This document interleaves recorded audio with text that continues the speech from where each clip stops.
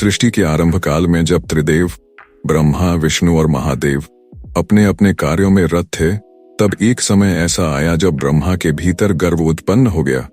उन्होंने सोचा कि उन्होंने ही समस्त सृष्टि की रचना की है, वही सबसे श्रेष्ठ हैं, और शिव, जिनका कार्य संहार करना है, उनके समान कैसे हो सकते हैं।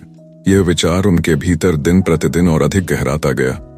एक दिन देवताओं की सभा में ब्रह्मा ने यह बात स्पष्ट रूप से कह दी। उन्होंने कहा, मैं ही ब्रह्मांड का जनक हूँ, समस्त प्राणी मुझसे उत्पन्न हुए हैं। शिव जो ध्यान में लीन रहते हैं, वे मेरे समकक्ष कैसे हो सकते हैं। यह केवल गर्व नहीं था, अपितु शिव के प्रति निरादर का संकेत था। जब यह बात शिव तक पहुंची तो उन्होंने कुछ नहीं कहा। वे मौन हो गए, परंतु यह मौन उस तूफान की तरह था जो सब कुछ नष्ट कर देता है। उनकी तीसरी नेत्र की अग्नि भीतर सुलगने लगी।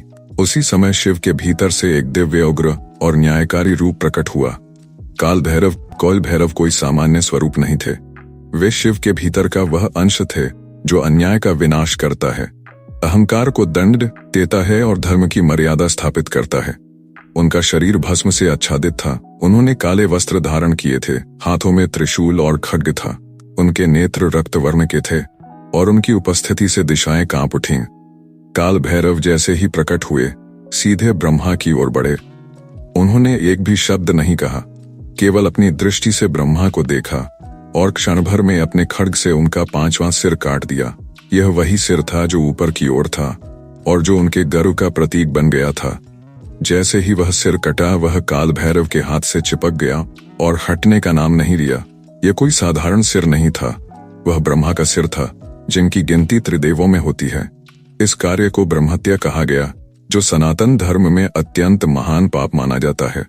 उस समय शिव स्वयं प्रकट हुए और बोले, हे भैरव, तुमने सत्य की रक्षा हेतु यह कार्य किया है, परंतु यह ब्रह्महत्या है।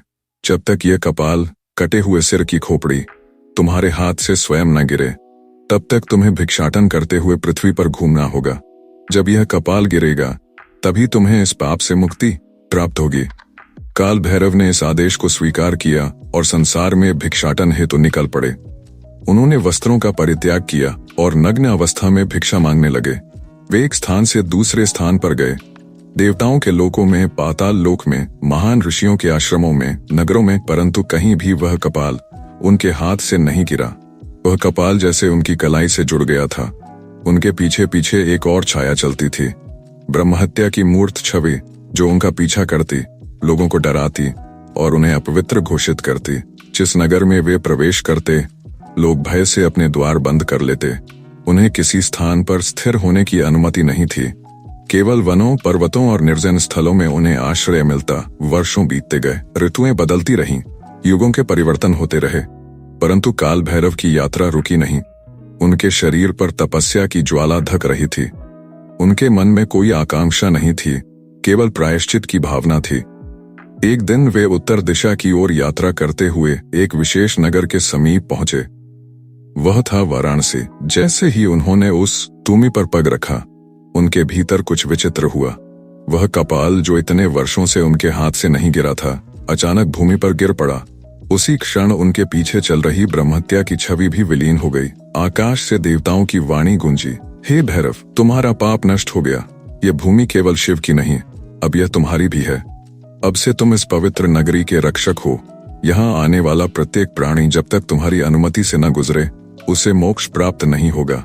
उस दिन से काल भैरव वाराणसी में स्थिर हो गए। उन्होंने उस भूमि की रक्षा का संकल्प लिया।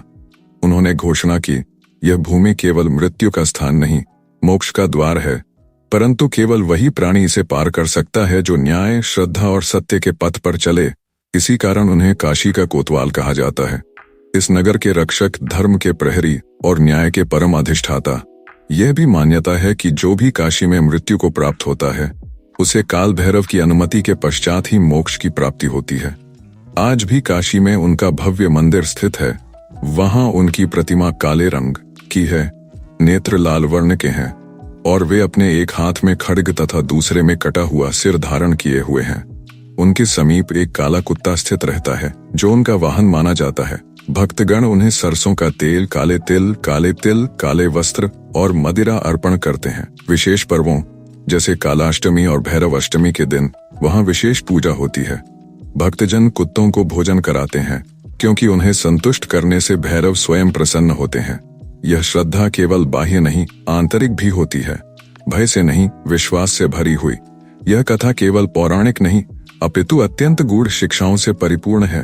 ये बताती है कि जब कोई भी प्राणी, चाहे वह देवता ही क्यों न हो, अपने धर्म की मर्यादा का उल्लंघन करता है और अहंकार में अंधा हो जाता है, तब ब्रह्मांड की न्याय व्यवस्था उसे उसके स्थान पर ले आती है।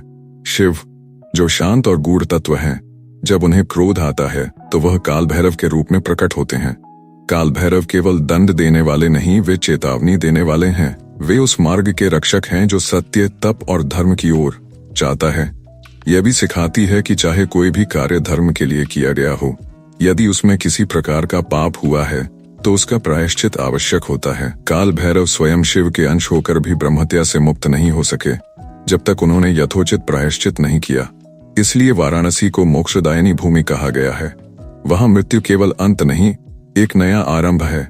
वहां भैरव की दृष्टि है, शिव की करुणा है और ब्रह्म की प्राप्ति का मार्ग है। जो मनुष्य अपने जीवन में सत्य का पालन करता है, विनम्रता धारण करता है, न्याय की राह पर चलता है और अहंकार से दूर रहता है, वही वास्तव में मोक्ष का अधिकारी होता है।